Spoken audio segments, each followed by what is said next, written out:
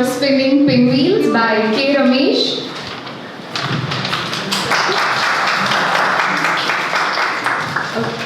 Mr. K. Ramesh writes haiku and other Japanese forms of poetry. His poems have appeared in magazines and anthologies published in India and abroad. He is the author of 4 volumes of haiku. The latest one is titled Spinning Pinwheels, published by Red River, which we will be launching now. And he is also an educator who teaches physics at Pathashaala, J Krishnamurti School, located near Chengalpet. We warmly welcome you, sir, and we are deeply humbled to do your book launch. I would like to speak. And the book will be launched by Mr. Ravi Kiran. Yes. Mr. Ravi Kiran is an electronics engineer and working professional whose haiku have appeared in leading international journals such as The Heron's Nest, Modern Haiku, Frog Pond, and Wales Haiku Journal. He has won top honors in several prestigious contests, including the World Haiku Review, Haiku International Association, Kaji Asu Haiku Contest. Mr. Ravi is also a web designer for Haiku Kata and an editor for Leaf, the journal of the Daily Haiku. Thank you for being here, sir. The session will be moderated by Dr. K. Srilata. Dr. K. Srilata is a poet, fiction writer, editor, and an educator. Her latest poetry collection is Footnotes to the Mahabharata, published by Westland Context, and her works has appeared in major anthologies such as the Blood Axe Book of Contemporary Indian Poets and the Penguin Books of Indian Poets. She is also the author of This Kind of Child, The Disability Story, which was published by Westland, and the novel Pebble for Poor, published by Penguin, long-listed for the 2009 Manishan Literary Prize. A former professor at IIT Madras, she is currently Distinguished Visiting Professor at SNU, Chennai. Thank you for being here, ma'am. And finally, the poetry recital will be done by Miss Geetanjali Rajan. Miss Geetanjali Rajan teaches Japanese and English in Chennai. She is the author of Longing for Sun, Longing for Rain, published by Red River, and co-author of the e-book Unexpected Gift. Her haiku and haiku have appeared in numerous journals and anthologies, including Late Blooming Cherries by HarperCollins and International Gallery, the Tamil Nadu issue. An editor at Cafe Haiku, she has conducted over 70 workshops across India to promote haiku literature in English and Japanese. Thank you for being here. I now request all of you to kindly come to the stage and do the honors of launching the book.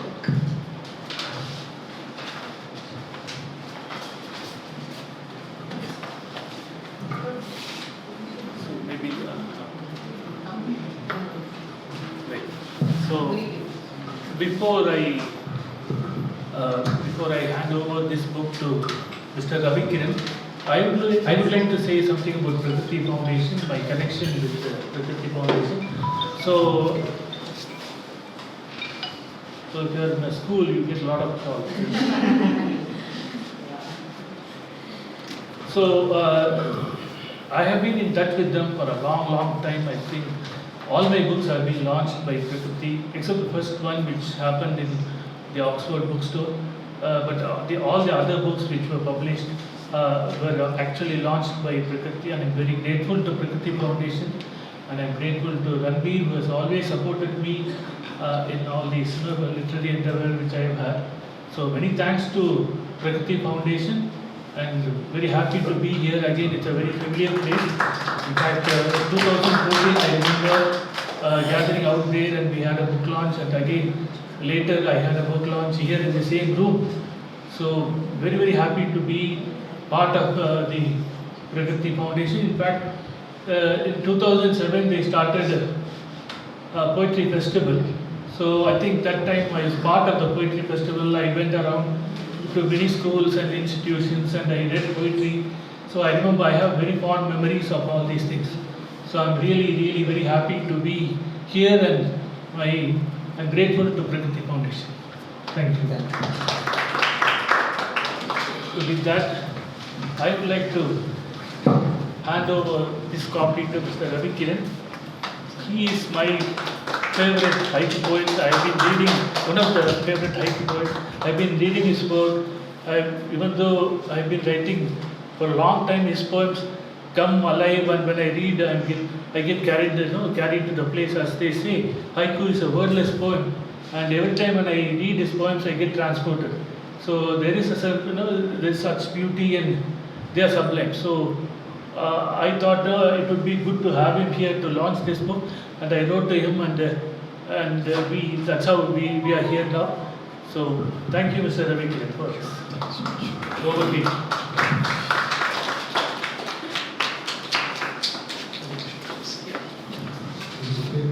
My daughter is taking pictures. Oh, okay, lovely. Okay, here, I think you should hold this.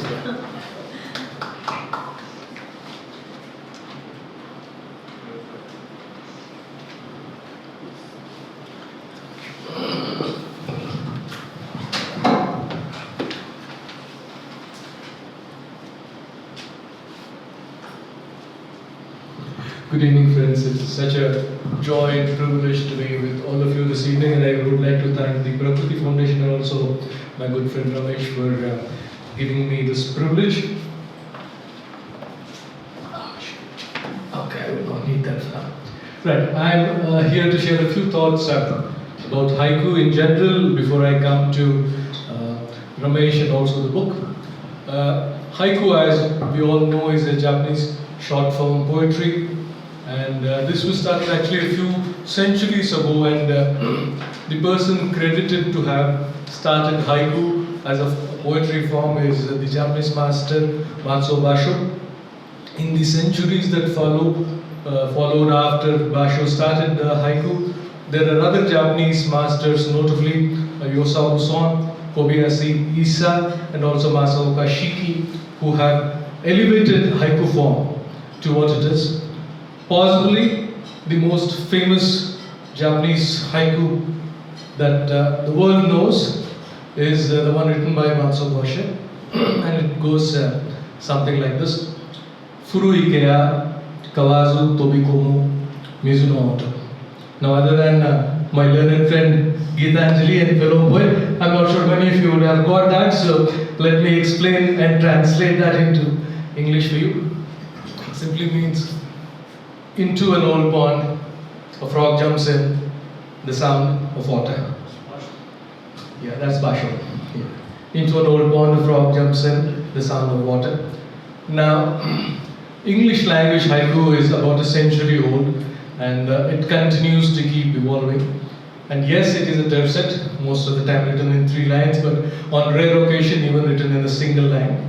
And there's a popular misconception about English language haiku, and that is that the first line should have 5 syllables, the second should have 7 syllables, and the third should have 5 syllables. Might be applicable for the Japanese form of poetry, but not in English, because the language dynamics of English are very different from the Japanese language. So the English language haiku poets do not, and if you are a budding poet, you don't have to worry about counting syllables. Right? So, but there is something that as haiku poets in English we all look forward to. So it is not syllables, but it is one long sentence called the phrase and the short sentence called the fragment.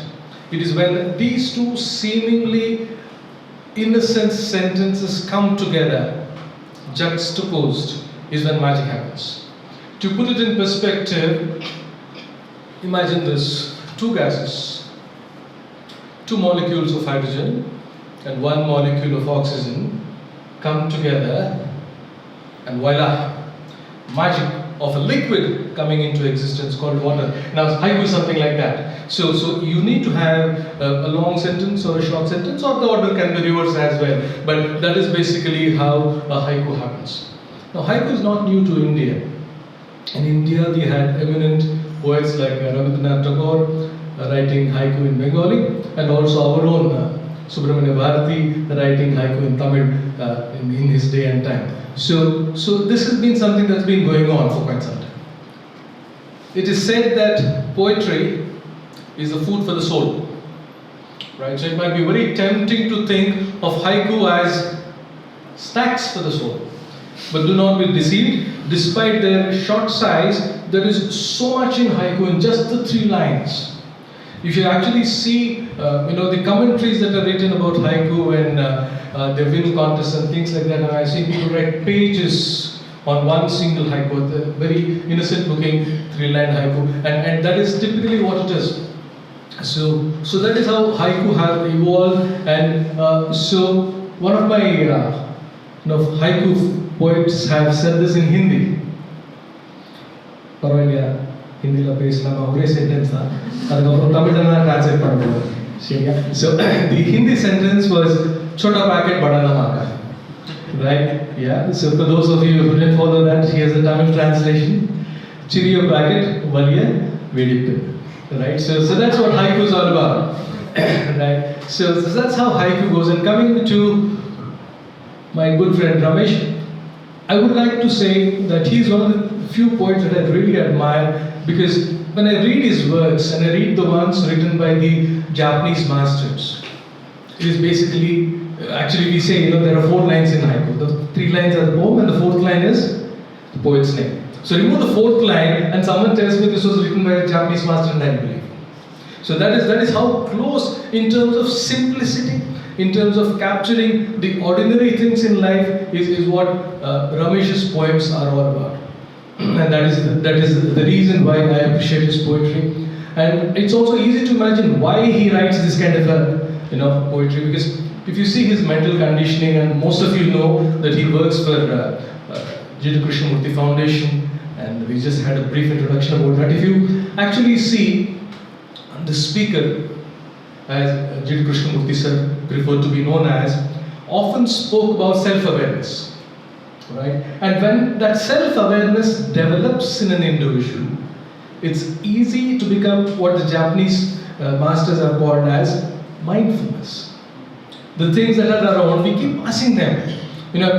Just an example. We're just coming inside, and there was a lizard outside the placard, looking at the sign, right of admission reserved.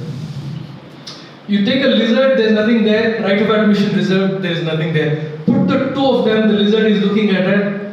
So that is the kind of poems he writes. They're all about daily life, all about the little things which we otherwise would have missed. But I'm so glad that he writes, and it's so glad that he's actually brought out a collection of such poems. Right now, having said that, enough of theory, right? So let me get into, I just want to read a few of his haiku and share it with you. Just made a note of them.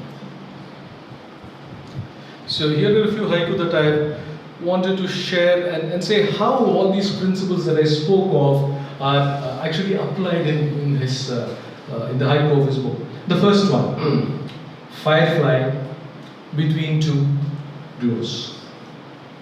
Firefly between 2 glows. How many words? 4 words. But look at the magic. One of the things that pet words for the Japanese haiku poets is the word fireflies. It's magical. We don't get to see most of the time in India. But for those of us who have seen them, it's really magical because you see them at night. And here is a simple observation. There's a glow. And the glow, when it glows again, is somewhere else. It says, between the 2 glows, a firefly flame. Right? I think we Indians would have had a more different experience which we can relate to. A duck driving into the lake, and we're like, where will it come from? Right? So that we can all relate to. But the fireflies is even more magical because it happens at night. And just 4 words to capture the magic. Let me move on to the next one. Misty railway station. A man in a shawl reading a newspaper. Misty railway station. A man in a shawl reading a newspaper. Imagine this. I'm sure, I don't know if this was in Uti or in Kodai Road or in Kunur or something. Imagine the scene. It's railway station. There is mist. So we can't see through the mist. Right? It's blurred. And at a distance, what are you saying? You don't see a face because there's something blocking the face. What is blocking the face? Newspaper is blocking the face. Now, you see, one of the things that people say about haiku is it is open to interpretation by the readers. It's called the ma or the interpreting space into this thing. So when you look at this, you wonder, what is he doing on the radio station? It's apparently morning, because newspapers are read in the morning and fog is also there in the morning. So we have a technique of show don't tell. He's not saying it is morning, but it's very clear that it's a morning setting, and the man is, you can't see him, all you can see is a shawl and a newspaper. That's all you can see from a distance. Now, is he come there to take a train? Is he come to receive someone? Or is he just sitting there? No clue. Everything is possible. And the best one about this that hit me most was this. What is a shawl doing? Why is he wearing a shawl? It's warming him, right? Now what do you think the newspaper is doing? It's warming his heart. For those of us addicted to newspapers, I'm one of them, so I know what it means, right? Here's a second one. Then one more. And this one is about Anita. So, beach restaurant, daughter and I sit facing the sea. Beach restaurant, daughter and I sit facing the sea. Now, I also have a daughter, so I can so relate to her. And she also enjoys haiku poetry, so I could relate to it even more. Imagine the situation when a father and a daughter moment happens, spending quality time. Usually, what do? Sit and look at each other and talk, right? And that's how you bond. But here's a beach restaurant, and it's very clear from this simple haiku that both the father and the daughter are enjoying the sea. And doing it together adds a different layer of magic to that. And again, it is open to interpretation. Are they talking? Are they not talking? Are words necessary? Even when they are talking, are they looking at the sea and talking to the other person, or are they looking at the other person and talking? The interpretation is endless. I found this very beautiful. One more. And this is a very clearly an Indian experience. You will not find this anywhere else in the world. It says, scent of rain, the water tanker's outlet, not closed tight. Right. Now, again, there's a lot of show don't tell happening.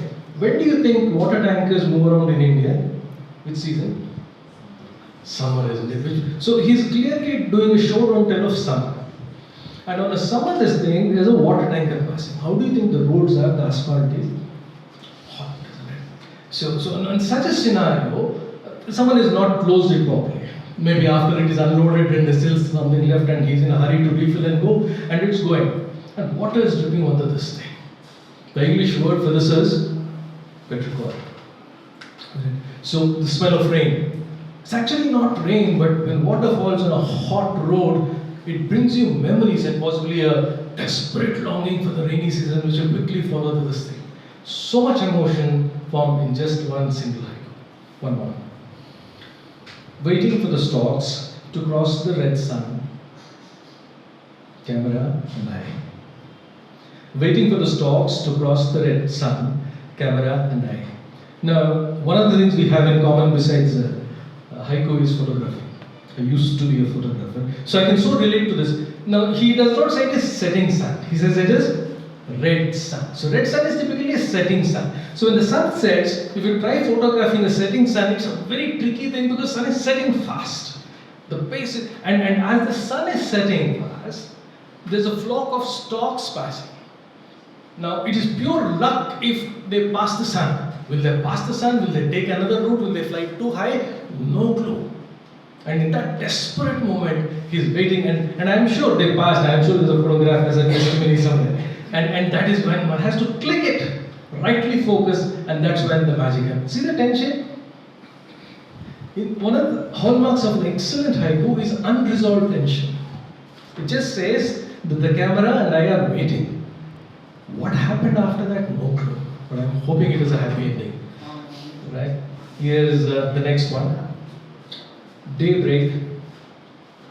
Waves keep touching a dead turtle. Daybreak. Waves keep touching a dead turtle. Now you need to have a bit of a knowledge about how turtles happen. Turtles are sea creatures.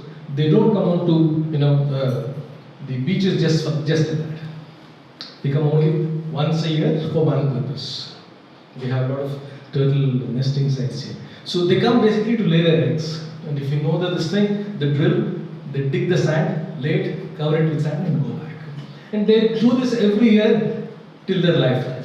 So here is possibly an old turtle which has completed its ritual, and on the way back, in exhaustion, it is just dead on the sea. And that is not the most heart-rending part. The heart-rending part for me was the sentence. It says, waves keep touching. It's almost like, hey, get up. Your journey is not over. The sea is just there. We are here. Get in. One more year to go. Don't give up. But the turtle is dead. This is understated sorrow. There is no dramatization. There's absolutely nothing. And the last one, I let it on a happy note. How do you think heaven would be for a haiku poet? Yeah? So let me read the haiku and you'll get this, and I'll explain this very quickly. Seaside coffee shop, morning sun rays on the haiku book. Seaside coffee shop, morning sun rays on the coffee book. Now, I'm sure he'll agree with me when I say that for me the definition of heaven is this: the seaside, a coffee, right? And morning, because a lot of activity happens, and a haiku book. So put all these together and you have a haiku poet's heaven. I'd like to conclude with two things. First, please pick up a copy of the book. It is absolutely a treasure and you won't regret it. And get it autographed, the poet is still right here. Second one, after you take it, go home, settle down, make yourself comfortable, and then start reading a haiku. One. Read it slowly, read it again. So one reading will not give it. And then as you read it a couple of times, it is when the haiku moment grows. It's basically like sugarcane juice. Once you put it, not all the juice comes out. So multiple times is when you'll get it, and I hope you will enjoy it. Thank you for your patience. Have a wonderful evening. Thank you very much, sir. I now invite Dr. Srilata. Before that, I would like to some. So, thank you, Mr. Ravi Kiran. You made it look even more better, actually, the haiku, the way you put it across, actually. So, thank you. Yes, so he selected one of the poems, actually, that the bird flying across, the storks flying across the sun. He's the editor of the Lead magazine, and he actually selected the haiku. Very happy that he picked it up and commented on. Thank you.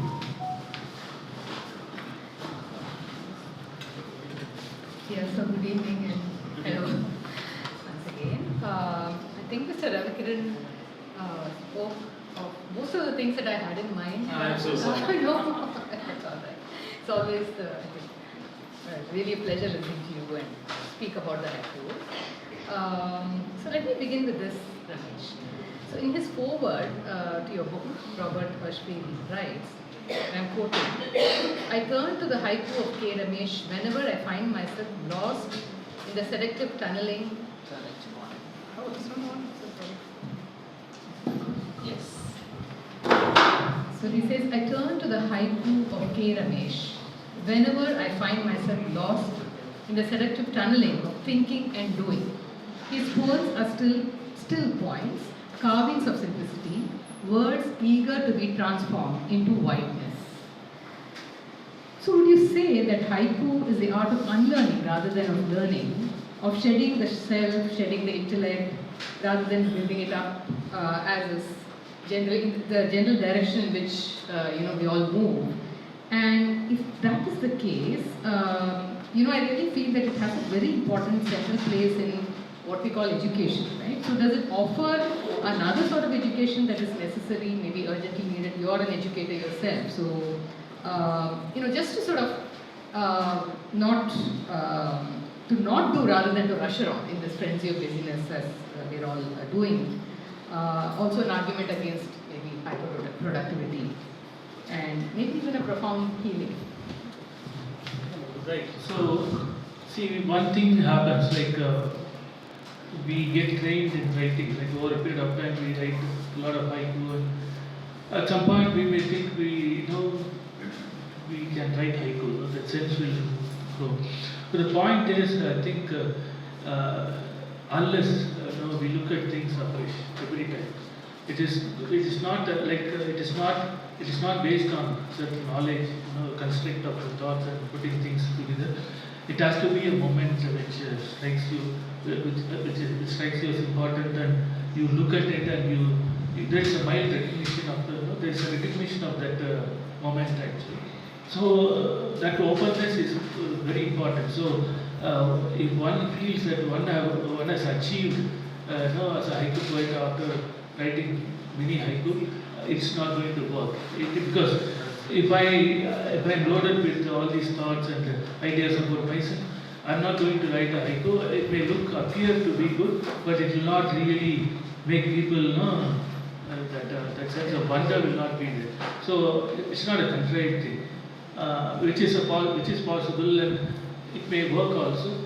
But one has to also go through the moment and experience the moment, because that makes the difference. It's not the poem first and then because I go through it, I see something, I get touched by that, and out of that I haiku is born. So it has to be. Thank you. A really wonderful response. Also, as somebody who's grown up more or less in this coastal city of Chennai, the image of the spinning pinwheel. So I'm just quoting from two of your haiku here. The opening one: vendor on the beach, from hand to hand a spinning pinwheel. Vendor on the beach, from hand to hand a spinning pinwheel. And then I think later on in the book there is this other one, it sort of reappears. Sunny morning, his basket of spinning pinwheels. Sunny morning, his basket of spinning pinwheels. So also, since your book borrows for its title this image of spinning pinwheels, I was wondering if you would shed some light on that. How does it speak, for instance, to the other haiku in the book? Is there some design that I wasn't? See, somehow, there are moments of joy in our lives actually. For a young person, it would be holding a spin wheel, a pin wheel, I think. And if it is spinning, it is even more something special. So I think this element of joy, being there and being in touch with that spinning pin wheel, feeling the movement of it in your hand, it is something very nice. It is a very wonderful thing to have, to hold and look at it. There is a sense of wonder. So which I think that sense of wonder has to be there in a haiku poet. Because if it is not there, then it's not going to work. The world is, if you look around, there are so many things happening. How open am I to those moments and see things? Like as he said, there was a lizard, he noticed it, and immediately he pointed at, we were talking about that looking at things, like sometimes it could be ants. So you are reading a book and suddenly you see the ants. Yeah. So just observing these small things, and they are special, and they make actually they are full, they are complete actually. So basically like a child's heart. Yes. Really, Also soap bubbles. I was just thinking when you Yeah. said spinning pinwheels. That is a very similar thing, I think.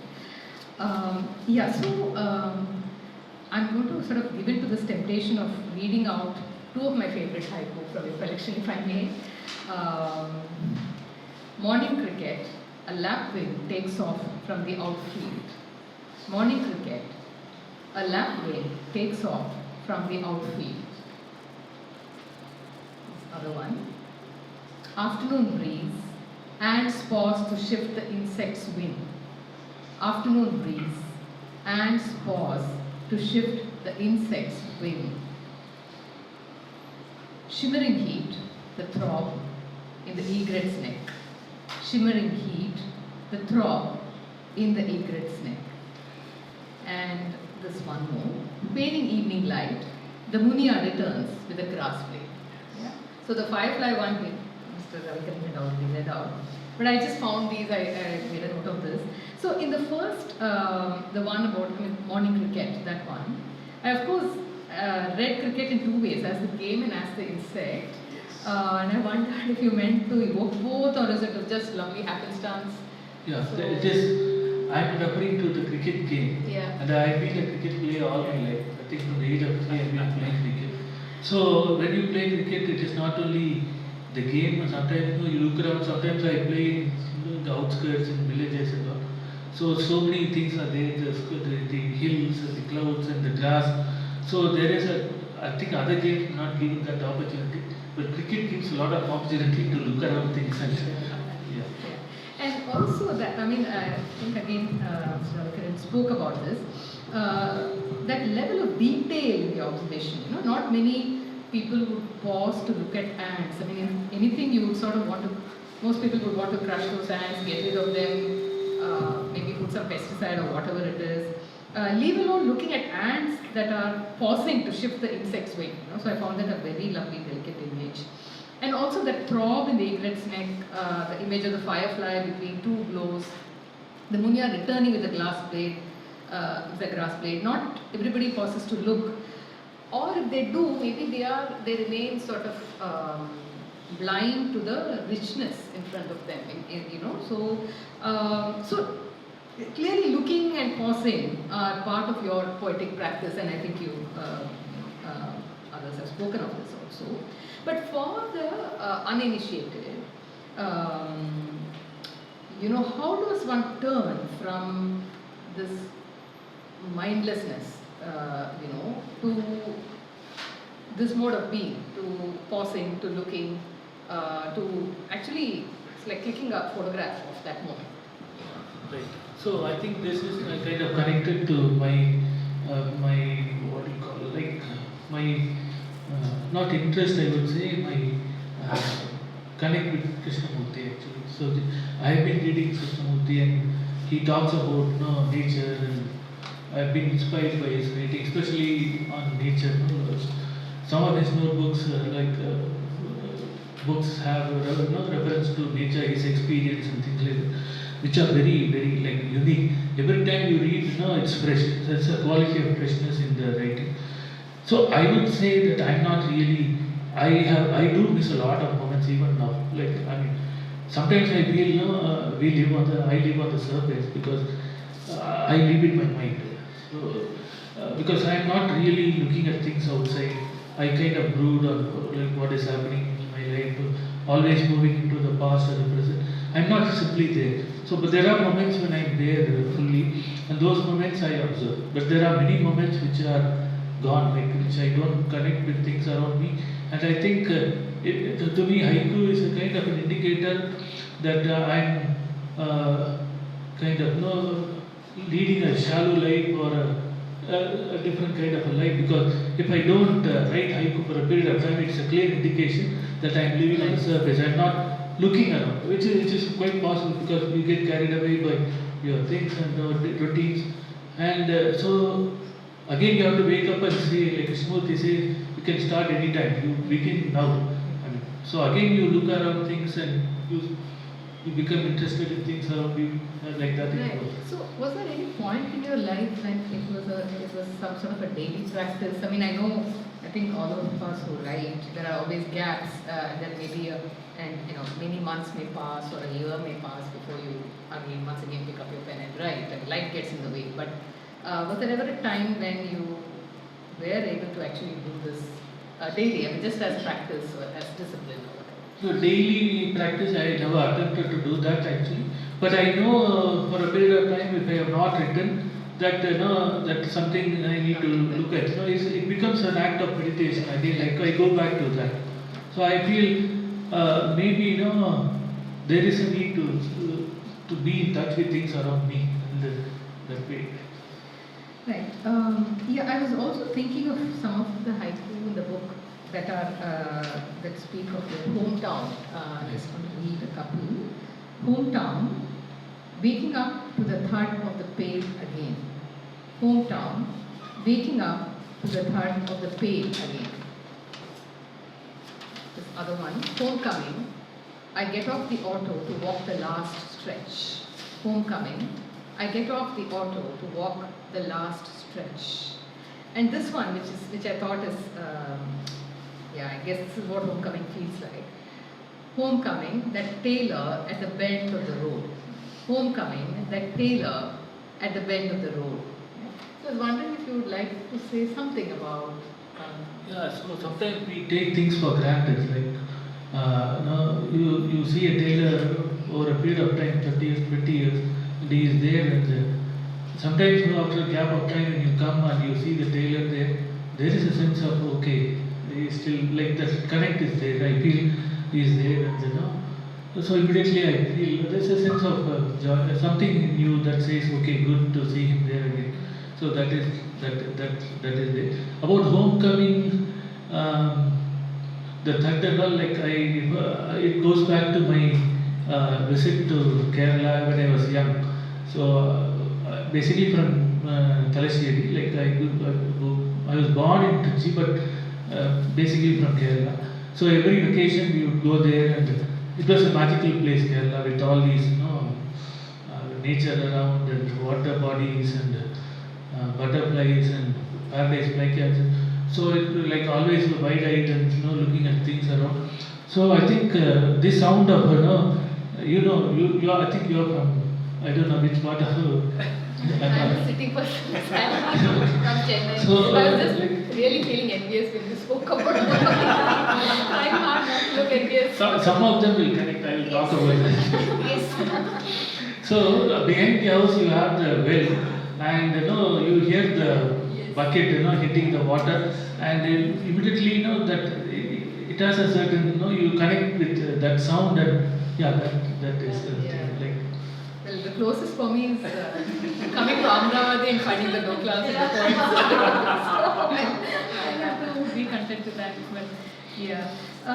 Also, there is, like I think with a lot of haiku poets, there is a tremendous poignancy and I don't know, like almost like a sweet sadness. I don't know if in some of the poems. I'm just reading out a couple of them. Abandoned dog, looking at the face of every pedestrian. Abandoned dog, looking at the face of every pedestrian. Then this other one which Mr. Valkaran read, daybreak, waves keep touching the dead turtle. Daybreak, waves keep touching the dead turtle.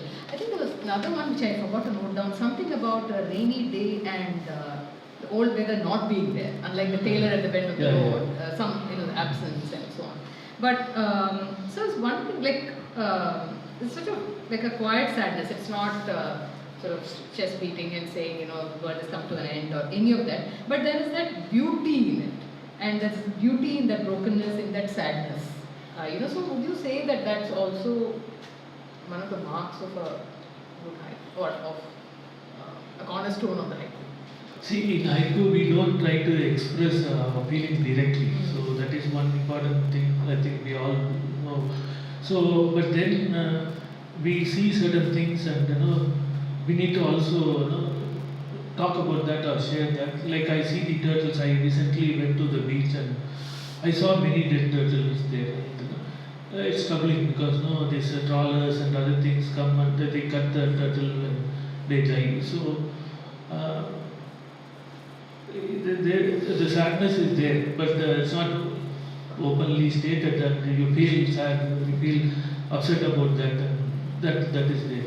And that about the beggar also, it's a connect with the human being, and you see him daily, and then that sense is there. There's also something about I think a classroom where there's some student who's not there, absence. So generally what happens, like sometimes in a class there may be children who are very naughty and who do a lot of mischiefs and things like that. But then when he or she is not there, you feel the absence. They also add to the richness in a certain way, even though they cause some disruption in the class, but then their absence speaks a lot actually. So you feel something is lacking. Yeah. Right. So it's also not just nature, but there's so much of that, of course. But it's also your portraits of people that that makes you feel like smiling, and sometimes it just makes you empathize with those people. So just quoting from your work, small railway station. A gypsy boy runs after his puppy on the platform. Small railway station. A gypsy boy runs after his puppy on the platform. Cloudy sky. A little boy imitates the cuckoo. cloudy sky, a little boy imitates the cuckoo. And this one, long train journey, a baby boy talks to his brother in his own language. Long train journey, a baby boy talks to his brother in his own language. So I just wanted you to perhaps comment on that, and also the way in which you always, or rather very often, place the human being in relation to the natural world. You know, I'm thinking of, I think this is a poem, this is a haiku I've read in, I think, this is an old haiku I know. Starlit sky, I touch a turtle before it enters the sea.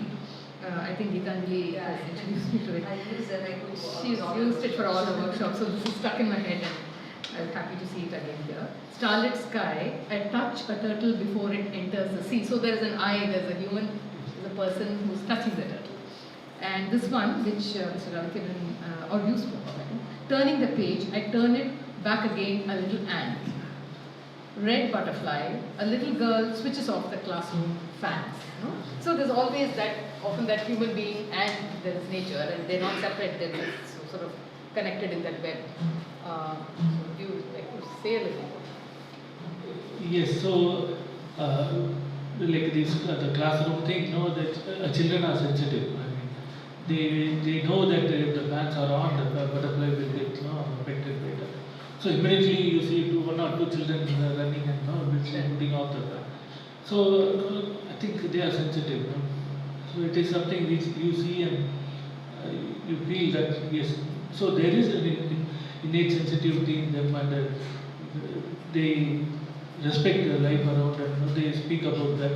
They also have that wonder when they interact with these animals. Yeah, I was thinking it's so much more powerful than these lengthy treatises on ecology and environment and save the environment.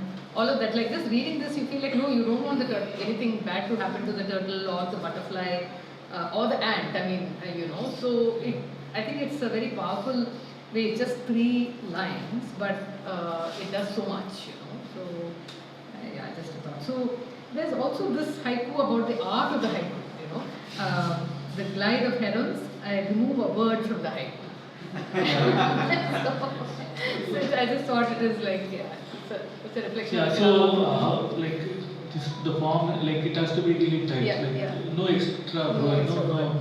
So how to kind of get rid of that so that it is like connecting with the flight of the bird, which is very smooth and there's nothing. It's just so kind of looking at that and also looking at the haiku and removing certain words which are not required. How tight it can be, how crisp and brief it is. That is also. Yeah, so that's I find as a reverse poet that the lessons that haiku can teach you in being minimalist and using just very spare language and tightening it up, it really I think very useful. So just one or two. Sure.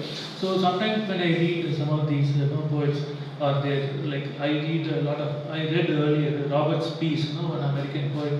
He wrote a lot of like comments on haiku. So these comments are available on the website. So I used to read that. So I think it's not the poem at that point in time. It's also how deepens oneself, the way we live, looking at the things around, and the sensitivity which develops because you are. I think it is important. That I think is again at a pointer. Like we need to look at things like they say, D.H. Lawrence lived is not life living. Like I remember the statement in one of the introduction, and we don't do this. Like sometimes we are not doing that. We don't know the magnitude, the width of life. We look at life in a very narrow manner because. So sometimes when you read other poets and the comments and what they are saying, it has got the beauty of life. The dimensions of life are like much larger than what we think. Life is much larger than what we think it is. Thank you. So I think it would be just as we didn't speak about the haikun in this collection, because it's not just haiku but also haikun, which is obviously a related form, and it's poetic form which combines prose and haiku, sort of like a prose poem, but I think more complex than that. So just if you could tell us why the choice of haiku over, say, simply prose or simply a haiku? So that's one. And what is it that this combination of prose and haiku, what is it that it helps you achieve? And maybe if you could tell us a little bit about the form. And I've always found it very difficult to really completely understand the link and shift between the title and the prose thing, and that I always get wrong. And all right, yeah, not really quite clicking. Yeah, so the prose, I think, there are some writers who write prose poetry. So we did. I used to go to the American library and borrow books, and so there it was not called haiku, but they wrote prose. Even if you look at some of these American poets, more like prose, but structured very. So I think there is a certain a beauty in writing. So the way I select these things are related to my personal, so totally personal thing, my experience. It's all it's not something happening elsewhere and I write.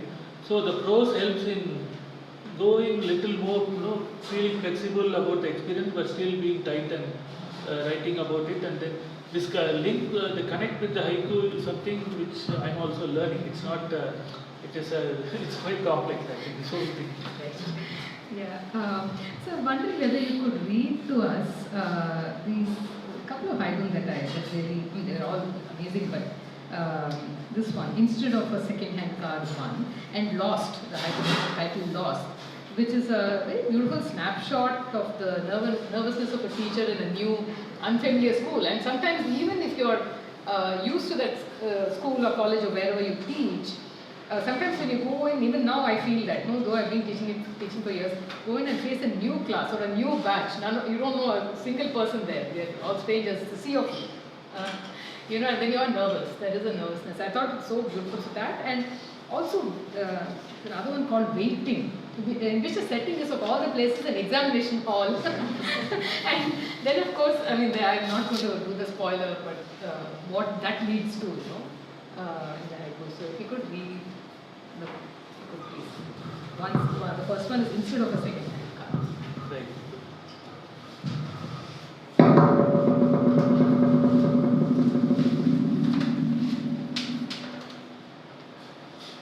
Page 211. Sorry, I didn't know that. Waiting, right? Yeah. So the title is Waiting. In the exam hall, other than the sound of ceiling fans, silence. The candidates wait for the word start, and their eyes are on the clock.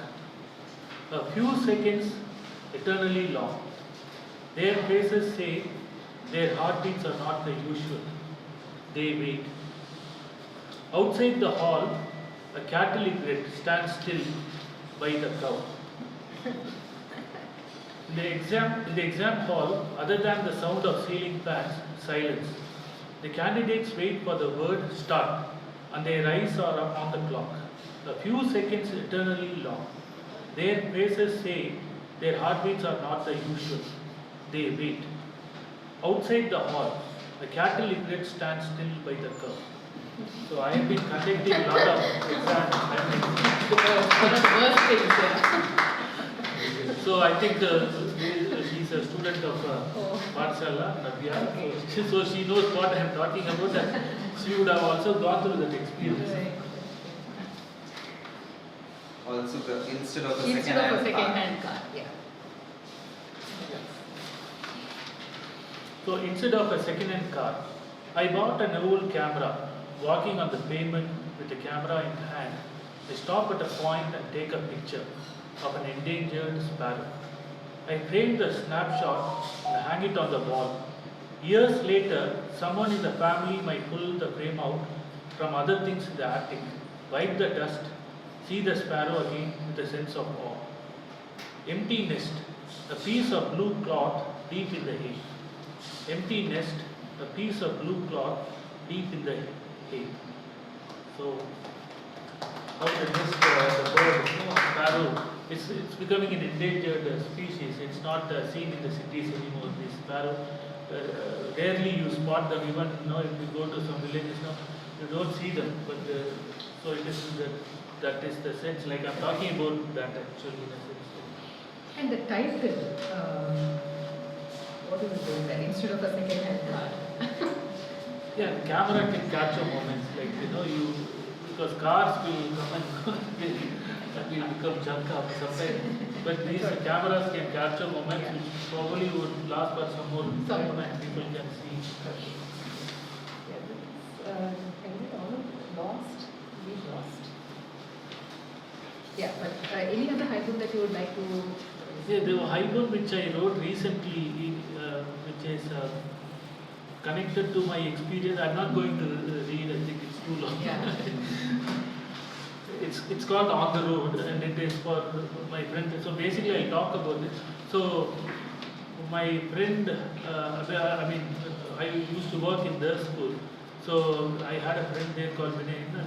So we used to go in the 90s, go around, go to some bookshops and listen to music, jazz, and buy second-hand books, and roam around the city. Like Saturdays and Sundays, we were out going to different places, British Council, and so there was a rich literary things that were happening. Music was happening, and exploring second-hand bookshops and things like that. So all these things came as an experience, as a thought. Like I kind of looked at all this and connected that with something which came from other place like Kerouac and Beat Generation, which we liked.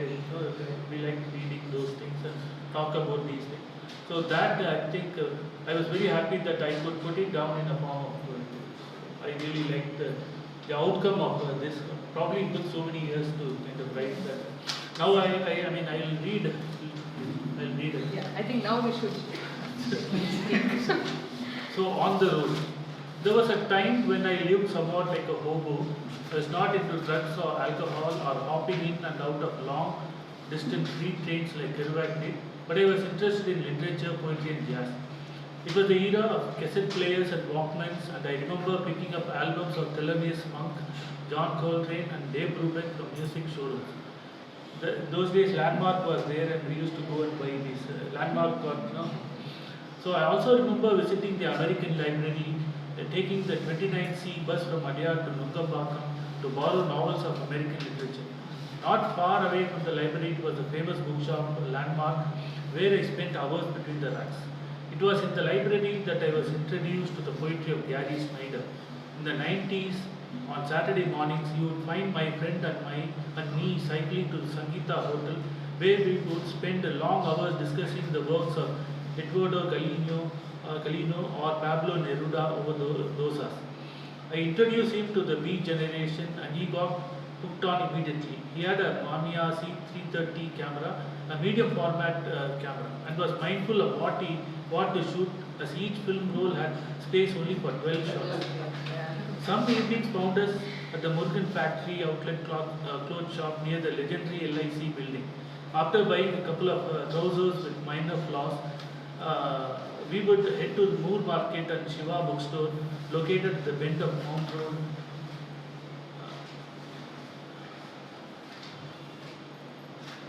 To buy journals on photography and poetry collections of the beat poets. I remember buying The Snow Leopard by Peter Matthiessen. We would return home with shoulder bags heavy with clothes, books and journals. Even now in the cupboard I see those cassettes lying around. Landmark bookshop is gone. The 29C bus still runs, but the view from inside is quite different now, with metro stations all around. Heated discussion. Dharma bumps on the tea shop table. Dharma bump is a novel. So that is there. So all these things came together. Shiva is also gone. Which one? Shiva also has passed away. Shiva film, yes. Yes, thank you. Thank you for the wonderful Sit down and read it. So congratulations, Ramesh, on your fourth book. I know that Prarthana read out, a bio of mine, but I think one line would have sufficed, which is to say, here I am, a fan of Mr. K. Ramesh's haiku poetry, and for the last and for the last 22 years, I think. So I'd really like to thank Prakriti for Foundation for not just launching this book, but having launched most of your books, and I think I've had a privilege of being here for all of those launches, along with I think Shivkami also, and Srilata, and another connection with through Prakriti is that there was a Prakriti poetry Prakriti poetry circle which used to run, and we would all meet, and thanks to that, we kind of had this very silent mentorship, as is Ramesh's style. So we would discuss poetry and haiku especially. I would like go to the sidelines and say, this is what I wrote, and he'd say, because when you start writing, you really think you're writing, but you really are not writing, right? You're just doing all kinds of things. But but in his style, he wouldn't tell you, hey, this is not poetry or this is not haiku. He'd just look at it and say, I think a little more work maybe. so that's just true. Yeah. So going on to The time in Pune airport when we always visit. oh yes, I must give you one more anecdote before I go on. I know you're all waiting for the poetry because that's the center of today. But we'd gone to Pune for a poetry festival, and there was this huge.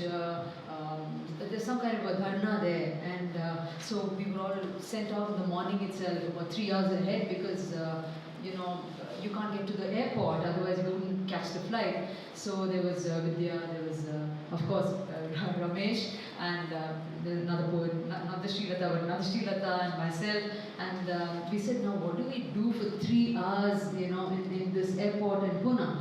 And so Ramesh said, we'll read. So we said, good, okay, let's read, So he pulled out a few books, and then all of us were carrying books, which of our favorite haiku poets, and we said, we'll read, and we were all reading. Then he introduced us to some Korean poets, right, in translation. And we were all reading and passing the book around and enjoying ourselves. And in about half an hour, we looked up, and there was this huge crowd around us. We hadn't realized. There was a huge crowd sitting and listening to us and nodding and saying, oh, wow. That's what Ramesh can do with the magic of poetry for all of us. I'm thankful for all those moments, Ramesh. So with that, I'd like to read out a few of the poems. The problem of reading last is most of the poems that you want to read have already been read. But yet, I'm going to bring a few. So, some of the things that have always kept me in awe of Ramesh's poems are things which I think Srilata and Ravi spoke about earlier. But one of that is this absolute childlike innocence when you look for a moment. Childlike. When you read my thoughts. Yes. So in Japanese it's called akachan no kokoro, which means a baby's heart. Literal translation is baby's heart, but they're saying view with the innocence of a child, right? So, and that's something which always attracts me to Ramesh's poems.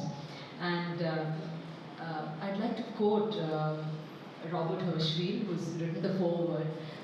So we had a few conversations while the foreword was being written as well, but I didn't tell Ramesh that. And he says in his foreword that, we talk of haiku as healing. I also talk about haiku as healing very often.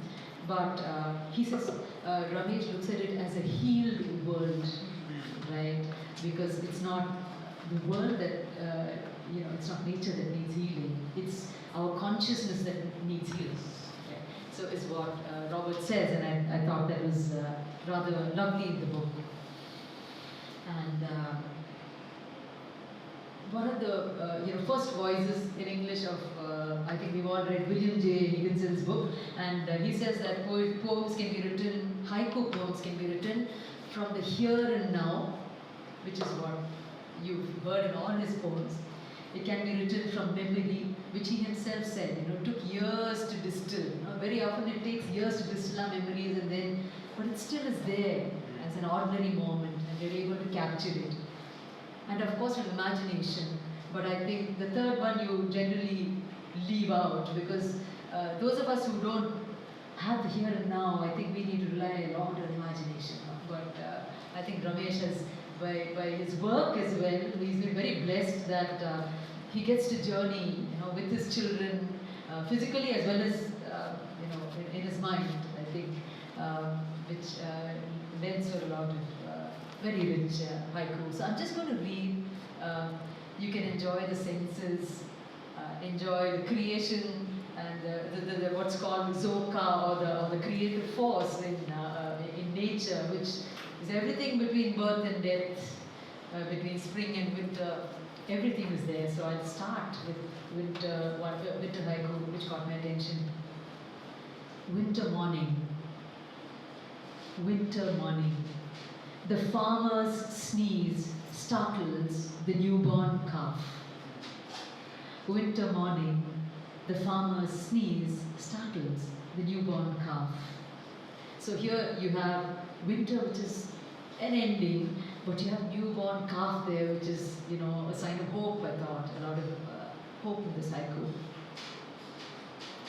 Sugarcane harvest. Every boy in the village gets a piece to chew. Sugarcane harvest. Every boy in the village gets a piece to chew. I really wish it would be like that always, isn't it? Everyone gets a piece to chew. Moonrise. That scent of hay from the harvested field. Moonrise. That scent of hay from the harvested fields. Hoot of a train. Hoot of a train. Feet move carefully around the sleeping dog. Feet move carefully around the sleeping dog. So here again, it's not an anthropocentric, man is important, but which is so what we need, I think, where the sleeping dog is as important, which we very often forget, part of our lives as and man is definitely part of nature, because in haiku there's always this argument which says that if it's centered in nature, then it's haiku, and if it's centered in man, then it's senju, right? But I think it's also the fact that it's a tone, isn't it? Where when you don't use any intellectualization, man becomes part of nature, and that's haiku, right? So, yeah. Forest stream, dipping my head into the world of pebbles. Forest stream, dipping my head into the world of pebbles. And this one, which is so typically Japanese aesthetic, it says, thin moon, the pilgrim's belongings in a small bag. Thin moon, the pilgrim's belongings in a small bag. I think this is that sense of sabishi, that sabi, impoverished, but yet so rich, is what comes in here.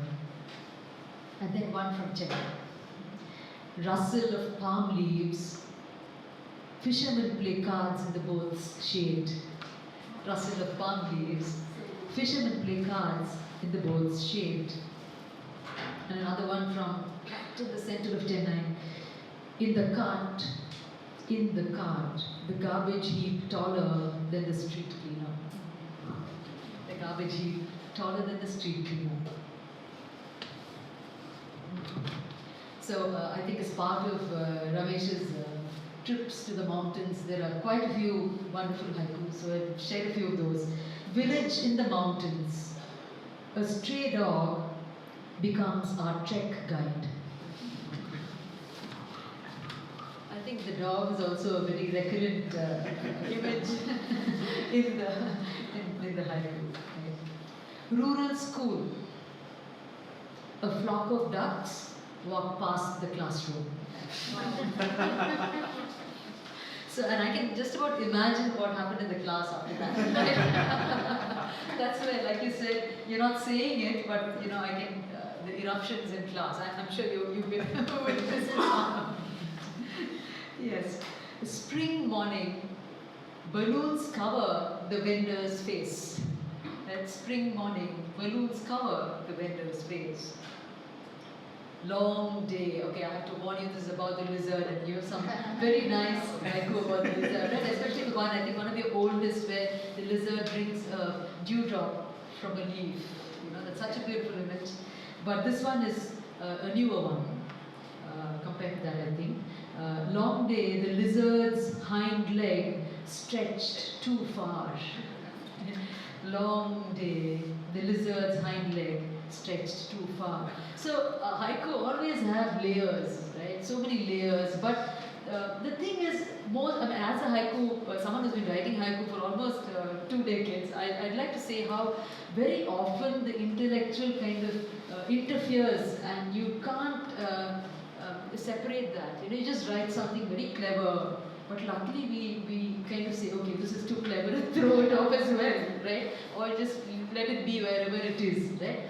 But what I find in this is there's no, it's the very ordinary moments that make life. Right? In this book, I think like he said, there are so many moments that passes by, but the ones that you actually notice, I think Ramesh makes it count, right? And that makes us also sit up and notice those ordinary moments. So, cobwebs, the smile on Buddha's face. Cobwebs, the smile on Buddha's face. Dark clouds gather, prayer flags flutter on the terrace. Right? So this is so many layers, right? Which actually could be a picture of today, right? Dark clouds gathering, and perhaps the only hope is the prayer flags fluttering in today's world, right? But he hasn't said that. That's for me to interpret, because I think, like Ravi said, it's the best part about haiku is that it's just half a circle. It's a semicircle. You leave the moment there, and someone else comes and reads it and makes it what it has to be, right? And even then there's an enso, or there's an open, like the Zen, you always leave that opening for people to step in, and also for people to take away whatever they want. Right? So, New Year's Eve, a man digging a pit strikes his shadow.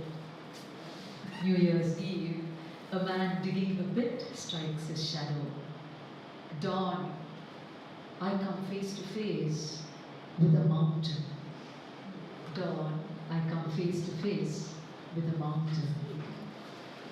Just a few lines about this. So, I had to go to Palakkad. My mother was coming from Madurai, and I went from Chennai. So, I had some time. So I got off the station, and I had, her train would come a bit later. So I thought, okay, I had some 1 hour or so, 2 hours. So I took an auto and I went to the dam, Mayapura Dam in Palakkad. So I thought I would go and see. So I got off the auto, nobody was there on the road, and so there was another path. So I thought, no, I would just take that path, and started walking. And as I kept walking at a turn, I saw this, and I was like transported. It was like something, just there, and then the sunlight. It was a great moment. Yeah. Lovely, such a wondrous moment the Nilgiri is right in front of you. So the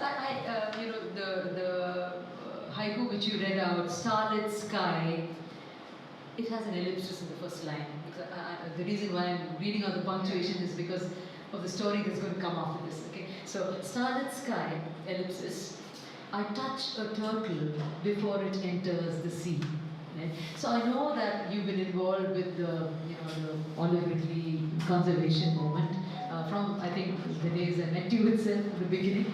And this one, with Ramesh's permission, I use this in almost all the workshops that I do on haiku, and I just put it there and say, what is it that you take from this haiku to a bunch of students? It could be a and each audience, I'd like to share this with you here because each audience takes away something different. I know what you said that, you're touching the turtle before it enters the sea, and it's an ordinary moment which you found the magic and you put it there. But I'd just like to share the kind of magic that some of the participants had shared, I got their permission also to say this. So there was this professor of psychology in one of the workshops who said, that ellipsis there is what caught my attention. So I said, what is it? She said, the starlit sky and then ellipsis, I can see the stars in the sky.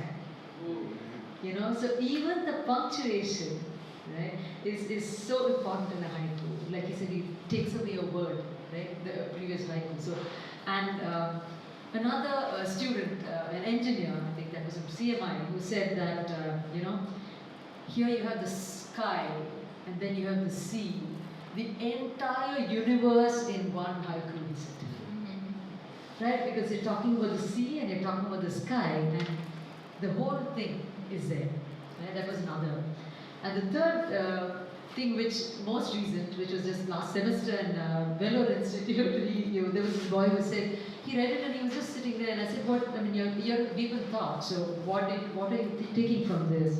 And he said, ma'am, I'm a first year student. I said, okay. I thought maybe he doesn't want to share his thing. He said, when I left home, and he's he's come from Chhattisgarh or something, and he said, when I left home, my mother kind of had her hand on my back and said, Beta, go and come back well. And he said, that's the moment that I'm taking from this haiku. He says, because it's a mother sending off and saying, hey, I'm here with you. And that's what that person said. So I just thought I must share this with you because you're probably not aware of what it does, your haiku does to people. So that's, I'll just read a few more and then, yes, this is another one of such magnitude. Dewdrop on a leaf, the earth holding oceans. Dewdrop on a leaf, the earth holding oceans. And life comes back full circle, like you said, daybreak, waves keep touching the dead turtle, right? The whole circle of life is covered. This one is favorite because I'm from Kerala as well, and the land of elephants, and I think Srilata knows I'm always writing about elephants. Always. And so this one, hill station tea shop. I listened to another elephant story. This could be about me. This could be about me. And I'm reminded of your haiku as well, where the mammut sleeps in the shadow of the elephant. Vidya has written one on, I think, the Wonder Code. So, fish curry, the neighbor's cat waiting. So that reminds me of my cat as well. And then, the train arrives, raindrops from another town. Raindrops from another town. Yeah, so you're connected through even a raindrop to the whole world. So I think I think it was Ellen Compton, a very famous haiku writer in the US, who said that the shape of a haiku is actually held in its empty spaces. Right? So the shape of a haiku is held in its empty spaces for what it doesn't say, and I think a lot of it is like that in your haiku as well, Ramesh. And you kind of been our role model, so please keep coming out with books because we'll be inspired. Right? And I'd also like to read, the last one I'm going to read is where he reminds us of something. It says, wrong route. You've taken a wrong route. Wrong route, a laburnum tree in bloom. Right? And so with that, I'd like to conclude that there are no wrong routes. And thank you so much for this opportunity, Ramesh. Thank you. Thank you very much.